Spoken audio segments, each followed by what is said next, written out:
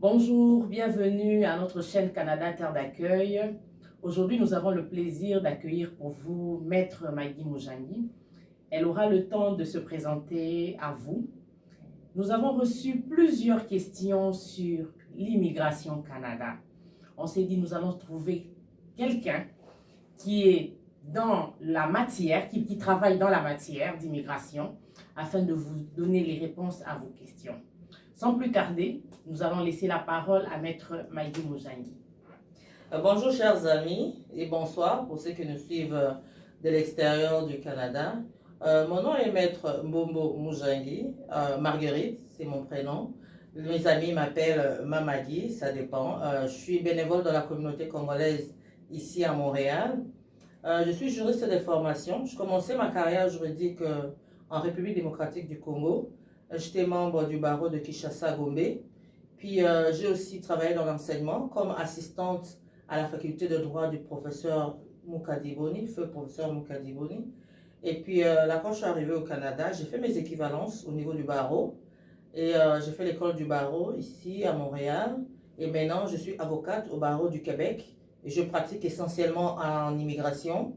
Et puis, je fais aussi l'accompagnement légal des investisseurs qui sont intéressés à aller investir en République démocratique du Congo, parce que nous avons acquis une expertise pour le code des investissements de la République démocratique du Congo. Et accessoirement, je fais les litiges aussi. Les litiges, c'est toute affaire qui nous amène devant les cours et tribunaux et qui a une dispute sur un droit quelconque entre deux parties. Voilà essentiellement la pratique dans laquelle j'exerce. Merci, Maître, pour cette présentation. Nous allons aller dans le vif de notre sujet, c'est l'immigration au Canada. Nous avons reçu une question qui est revenue plusieurs fois. Comment faire pour immigrer au Canada? Ok, ça c'est une bonne question. Comment faire pour immigrer au Canada? Je comprends que la personne veut en d'autres termes dire comment faire pour venir habiter légalement au Canada. Voilà. Parce que l'immigration comprend la résidence permanente, pardon. Ça veut dire on quitte son pays et on vient s'installer au Canada, soit seul, soit avec sa famille. Il y a différents programmes au niveau du Canada, différents programmes d'immigration. Il faut savoir que le Canada, c'est un État fédéral. Il y a le gouvernement fédéral qui est le seul habilité à donner un visa pour entrer au Canada. Et puis, il y a les provinces. Mais non, il y a le programme fédéral d'immigration, mais il y a aussi des programmes provinciaux d'immigration. Chacune des provinces établit des critères qui lui permettent d'identifier des personnes qui vont contribuer à son développement économique et sélectionne ces personnes-là ou choisit ces personnes-là ou désigne ces personnes-là afin que le gouvernement fédéral leur donne les visas pour venir résider au Canada de façon permanente dans les provinces spécifiques. Mais en gros, nous pouvons dire qu'il y a l'immigration des différentes catégories. Ce dont je viens de parler, c'est beaucoup plus l'immigration économique. Ça veut dire quelqu'un qui décide volontairement de venir immigrer au Canada. Il y a aussi l'immigration qu'on peut dire humanitaire. Dans l'immigration humanitaire, nous avons les demandeurs d'asile, nous avons les regroupements familiales et puis nous avons aussi le parrainage des membres de famille. Maintenant, dans l'immigration économique, au niveau fédéral, nous avons ce qu'on appelle le programme de l'entrée express. Le programme de l'entrée express, c'est un mécanisme d'immigration ou de sélection des candidats qui prend en charge 3 sous-programmes ou 3 volets. Dans l'entrée express, vous avez le programme des travailleurs qualifiés fédéraux, vous avez le programme des professions spécialisées, et puis vous avez le programme de l'expérience canadienne. L'expérience canadienne, ce sont des personnes qui sont déjà au Canada, soit comme travailleurs temporaires, soit comme étudiants, ça veut dire que ce sont des résidents temporaires, mais qui veulent maintenant rester de façon permanente au Canada. Et ils vont passer par l'entrée express. Nous avons des personnes qui ont des compétences ou des aptitudes dans des domaines spécifiques identifiés par le gouvernement fédéral où il y a le besoin pour la main-d'œuvre. Alors, ces personnes-là vont appliquer pour l'immigration permanente à travers l'entrée express. Puis nous avons le programme qui est communément connu, celui des travailleurs qualifiés, où on peut créer son profil dans le bassin des candidats et puis attendre une invitation pour immigrer. Maintenant, nous avons dit tantôt qu'il y a les programmes provinciaux aussi. Chacune des provinces a ses besoins et c'est elle qui identifie des personnes qui peuvent venir immigrer au Canada. Au niveau des programmes provinciaux, il y a une différence par rapport au Québec. Parce que le Québec a une entente avec le gouvernement fédéral. Il a une autonomie de sélection. Alors, qu'est-ce que ça veut dire? Ça veut dire que c'est le Québec qui donne les critères des personnes qui sont susceptibles de développer ou d'amener une contribution significative à son économie. Donc, si le Québec vous sélectionne, le gouvernement canadien n'a pas de choix que de vous donner une résidence permanente. Il vous reste des conditions subsidiaires, mais qui sont quand même pertinentes. Condition de faire un examen médical pour voir si vous n'êtes pas un fardeau pour le système sanitaire canadien et les conditions de sécurité. Donc, vous devez répondre aux critères de sécurité en fournissant votre certificat de police ou bien votre casier judiciaire, dépendamment du pays d'où vous venez. Maintenant, il peut arriver que des personnes remplissent les critères qui sont déterminés au niveau fédéral. Mais si le Québec ne vous sélectionne pas, vous ne pouvez pas avoir la résidence permanente. Au niveau du Québec, pour que vous ayez la résidence permanente, il faut que le Québec vous ait sélectionné pour que le Canada vous donne la résidence permanente. Mais est-ce qu'il serait mieux d'appliquer dans d'autres provinces qu'au Québec par rapport à ce critère? Mais ça dépend. Le Canada est grand, il a sa diversité, il a ses variétés. Ça dépend pourquoi on veut aller dans une province ou une autre. Il faut savoir que le Canada, non seulement c'est un pays fédéral, mais c'est un pays bilingue. Nous avons l'anglais et le français qui sont les deux langues nationales. Maintenant, au Canada, la majorité des provinces sont anglophones. Le Québec est la seule province francophone. Et puis nous avons le Nouveau-Brunswick, le New Brunswick qui est la seule province bilingue. Au New Brunswick, vous avez le français et l'anglais qui sont des langues officielles. Maintenant, une personne qui est francophone, ça veut dire qu'elle a le français comme première langue d'utilisation professionnelle, serait tentée de venir au Québec. Mais nous avons des bons programmes de bonification des francophones dans des provinces anglophones, comme en Ontario par exemple. On encourage les francophones à aller dans d'autres provinces où le français est en minorité pour agrandir la population francophone aussi. Mais bon, c'est vrai qu'au Québec, il y a la grande ville métropolitaine de Montréal qui est vraiment attrayante. C'est une ville internationale avec beaucoup des organismes internationaux des Nations Unies qui ont leur siège ici. Il y a beaucoup de spectacles qui se passent ici. Bon, les gens peuvent dire, ok, je préfère aller à Montréal, mais il faut savoir que quand on est francophone, il y a des opportunités dans des villes ou dans des provinces anglophones où l'on favorise les francophones pour les encourager à aller s'installer là-bas. Ok. Est-ce que vous avez déjà parlé des programmes? Vous venez de parler des programmes de province. Les programmes. Nous avons entendu parler de la Loterie Canada. Est-ce que vous pouvez nous en parler, s'il vous plaît? Ok. La Loterie Canada, c'est de l'arnaque. Ce n'est pas un programme qui existe parmi les programmes officiels prévus par le ministère de l'Immigration et Citoyenneté Canada. Le ministère de l'Immigration et Citoyenneté Canada a des programmes spécifiques bien identifiés. Vous avez l'immigration économique et puis il faut savoir que ce soit le programme fédéral, que ce soit les programmes provinciaux ou les programmes pilotes, parce qu'actuellement, il y a différents programmes pilotes que le gouvernement essaye pour voir comment amener les gens, à aller dans des endroits qui sont moins peuplés du Canada et où le besoin de la main-d'œuvre est grand. Et puis, comment essayer de réduire le délai de traitement des demandes. On a comme le programme pilote qui vise les provinces du Nord et les provinces et les lieux agricoles. Et puis, il y a le programme pilote pour les aidants familiaux ou les gardiens ou gardiennes d'enfants aussi. Ce sont des programmes qui permettent de voir comment avoir le plus rapidement possible de la main-d'œuvre dans des endroits où le besoin s'est fait sentir. Maintenant, tous ces différents programmes sont des programmes à critères. Et ce sont des programmes à points. Il y a toujours une grille, des critères à remplir, un nombre de points à rencontrer pour être éligible ou pas. On a parlé tantôt du programme de l'entrée express. L'entrée express, le candidat qui est intéressé à faire une demande en passant par l'entrée express doit créer un profil dans l'entrée express.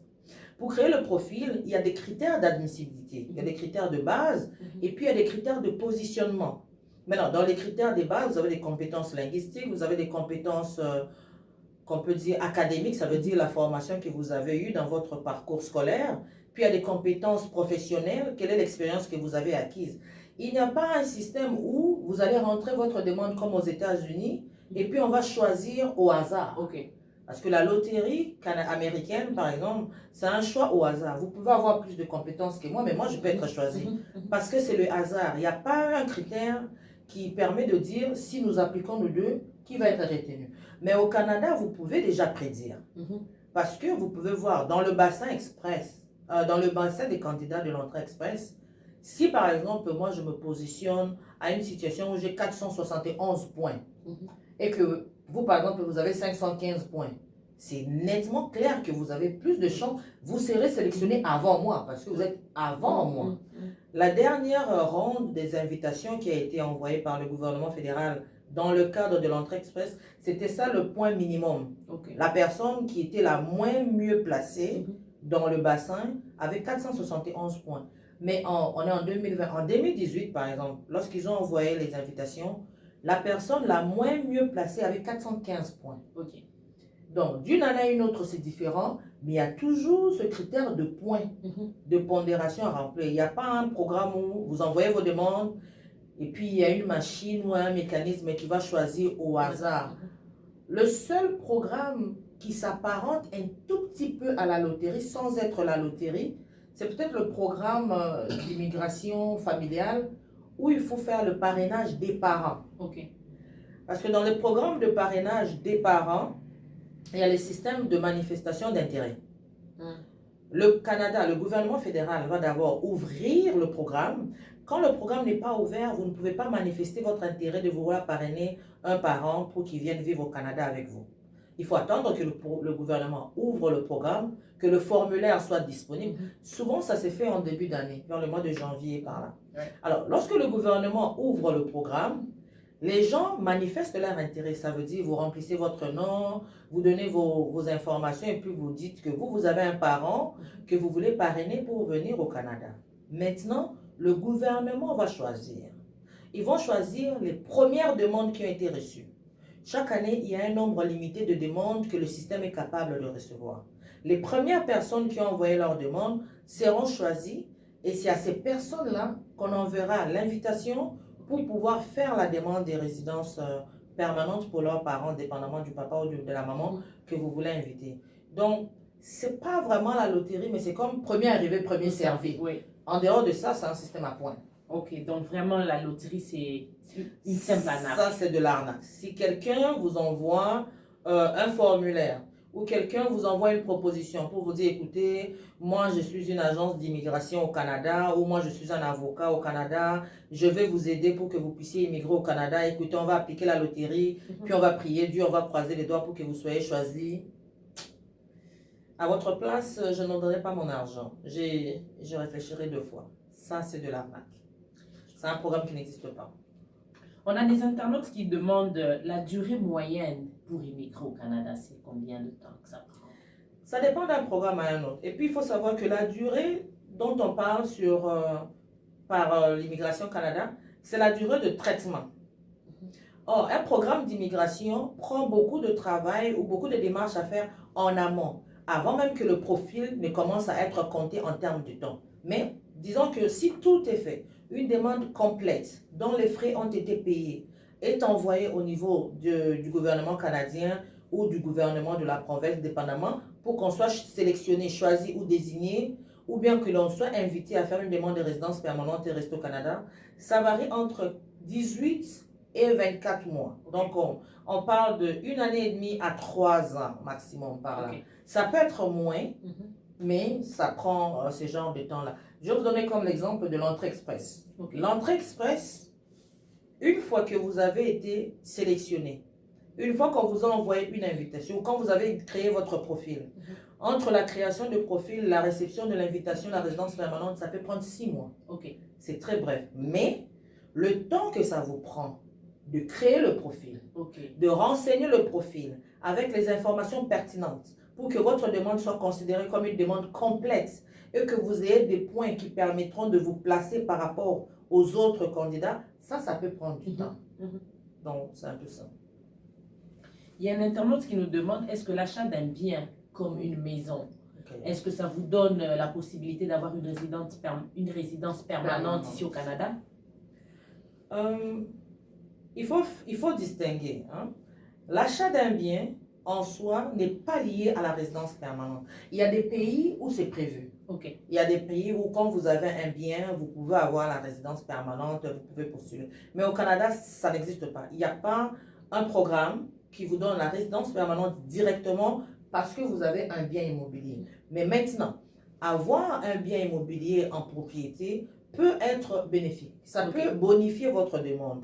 Ça peut vous donner des points ou améliorer votre position quand vous faites une demande. Par exemple, il y a des parents qui font des demandes de permis d'études pour leurs enfants pour venir étudier au Canada.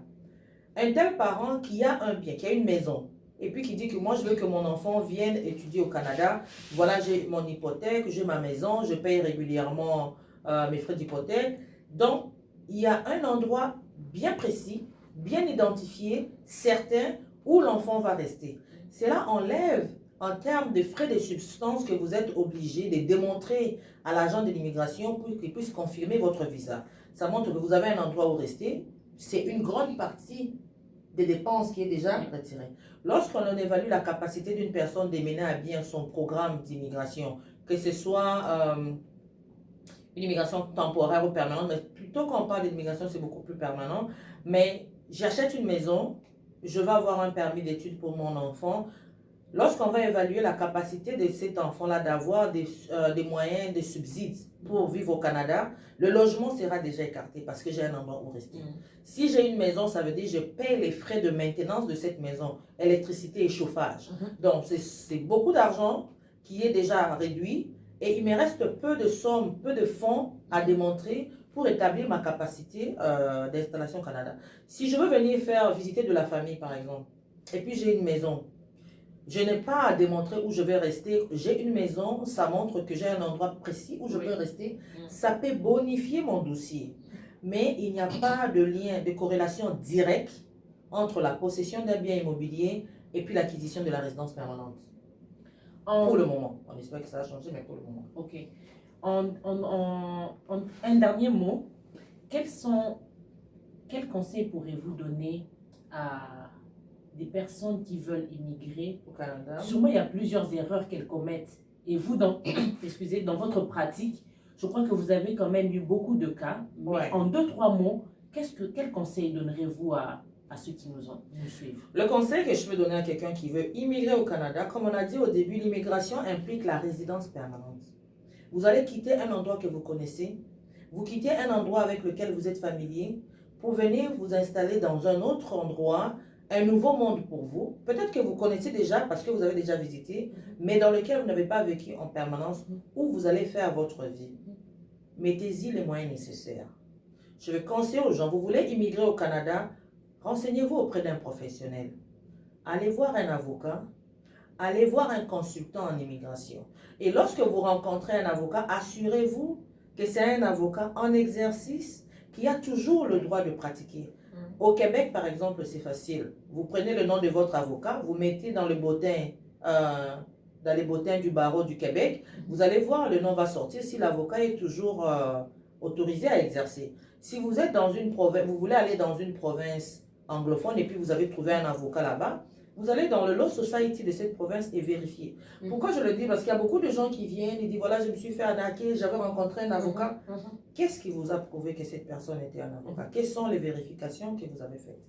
Si la personne était un avocat dans votre pays, en Afrique ou ailleurs, en France, en Europe, je ne sais pas, vérifiez auprès du barreau dont il prétend être les membres, qu'il est un membre en exercice qui a l'autorisation de pratiquer. Pourquoi? Parce que, vous savez, chers amis, souvent les gens se disent, non, je ne veux pas aller chez un avocat, ça coûte cher et tout. C'est votre vie, c'est votre avenir. Souvent, on dit, ceux qui marchandent les honoraires d'un professionnel n'ont aucune idée les genres de catastrophes qu'un idiot peut faire dans votre vie. Et je vais vous donner une anecdote. La semaine dernière, j'ai reçu dans mon cabinet une fille qui est venue pour valider son permis d'études. Et puis, il y a eu un léger souci avec l'immigration, fait qu'ils sont venus me voir pour voir, maître, qu'est-ce que nous faisons? En fait, elle est venue plus tôt, beaucoup plus en avance que le temps prévu pour commencer ses études. Et donc, il fallait montrer à l'immigration qu'il y avait une raison de venir pendant ce temps-là pour s'installer, pour prendre connaissance, se familiariser avec le milieu. Et puis, son école est en Ontario, et puis elle était ici à Montréal chez son oncle. Alors, on a appelé l'école pour leur dire, écoutez, elle est déjà là, et tout pour confirmer finalement son inscription. L'école nous dit, mais on ne connaît pas cet élève-là. Je dis, comment vous ne connaissez pas l'élève? Nous donnons le nom, les numéros d'étudiants, toutes les coordonnées qui nous ont été données. La personne à l'autre bout du fil dit, non, maître, on n'a pas cet élève-là dans nos... Je dis, mais comment? Vous avez l'élève. L'élève est inscrit pour ça. Elle dit, non. J'ai dit, je vous envoie la lettre d'admission. On envoie la lettre d'admission. L'école nous dit, c'est une lettre fausse. L'élève n'a jamais été inscrit. Maintenant, on a un problème parce que l'enfant est venu étudier. Il a fallu refaire la demande d'admission, reconfirmer l'admission pour pouvoir confirmer son permis d'études. Mais c'est des sommes astronomiques que les parents ont payées. Les parents ont payé l'argent à quelqu'un qui s'est présenté comme un agent, mais qui ne fait pas son travail, qui prend l'argent de gens. Ou des fois, nous voyons des étudiants qui arrivent, ou même des immigrants qui arrivent, qui sont mal préparés. J'ai eu un client qui est venu pour une immigration au Manitoba. Un des critères de la province de Manitoba est que vous devez rester au Manitoba. Vous ne pouvez pas obtenir la résidence permanente et puis après dire, bon, puisque dans la carte de résident permanent, c'est marqué résident permanent du Canada. On n'est pas résident permanent d'une province. On est sélectionné par une province, désigné par une province, choisi par une province, mais on est résident permanent du Canada. Et puis lui, il dit non, il n'aime pas les Manitoba, il fait trop froid, et puis il veut aller dans une autre province. Heureusement qu'il a eu le réflexe de demander conseil. J'ai dit non, parce que tu peux te faire annuler la résidence permanente puisque tu n'as pas respecté les conditions de ta résidence permanente. Renseignez-vous, prenez des conseils d'un professionnel. Ça peut coûter un peu, mais ça vaut la peine parce que c'est un projet de vie que vous êtes en train de faire. C'est très important. Excusez, vous venez de soulever quelque chose. On peut avoir l'information sur notre avocat, sur le bottin, comme vous l'avez dit. Oui. Mais pour les consultants, est-ce qu'on peut vérifier? Oui, parce qu'au Canada, par exemple, il y a le Conseil des consultants et consultantes en immigration. Ce conseil-là tient une liste des membres à jour. Il y a des membres qui vont à la retraite et il y a des membres à qui on retire le permis d'exercice. Alors, ce sont les deux personnes que vous devez vérifier, puisqu'il faut savoir que la loi sur l'immigration dit que vous pouvez vous faire aider par un ami, par un membre de la famille, peu importe. Mais lorsque vous payez de l'argent et que vous prenez un conseil rémunéré, la personne doit être en règle avec l'ordre ou l'organisme qui gère sa profession. Donc, si c'est un avocat, ça doit être un avocat en règle avec son barreau. Si c'est un notaire, ça doit être un notaire en règle avec la chambre de notaire. Si c'est un consultant en immigration, il doit être en règle avec le conseil des consultants et consultantes en immigration du Canada. Vous pouvez aller sur le site de ce conseil-là. Il y a toujours une liste des consultants qui sont en exercice, qui ont le permis pour pratiquer. Et puis, vous pouvez vérifier si le nom de votre consultant ou consultante figure ou pas. Puis, si le nom ne figure pas, vous lui posez des questions, mais je n'ai pas vu votre nom, qu'est-ce qui se passe? Il faut savoir à quoi vous vous engagez pour gérer vos attentes. C'est quand même un projet de vie. Lorsque les gens font des programmes pour immigrer au Canada, ils démissionnent de leur travail, ils vendent leurs biens, ils vendent les maisons, ils vendent leurs voitures, ils enlèvent les enfants de l'école parce que maintenant on doit aller habiter au Canada. Il faut prendre des mesures pour vous assurer que votre projet est mené bien et qu'il est mené à bon port. Sur ce, nous disons un grand merci à notre invité, Maître Maggie Mujangi-Mbombo. Et je crois que vous avez eu des réponses à vos préoccupations. Si vous avez d'autres questions qui n'ont pas été rencontrées aujourd'hui, laissez-nous un message et ça nous aurons le plaisir soit de réinviter Maître Maggie ou un autre professionnel dans la matière pour répondre à vos différentes questions. Sur ce, nous vous souhaitons une bonne journée chez vous et à très bientôt à notre chaîne Canada Terre d'accueil. Merci. Au revoir.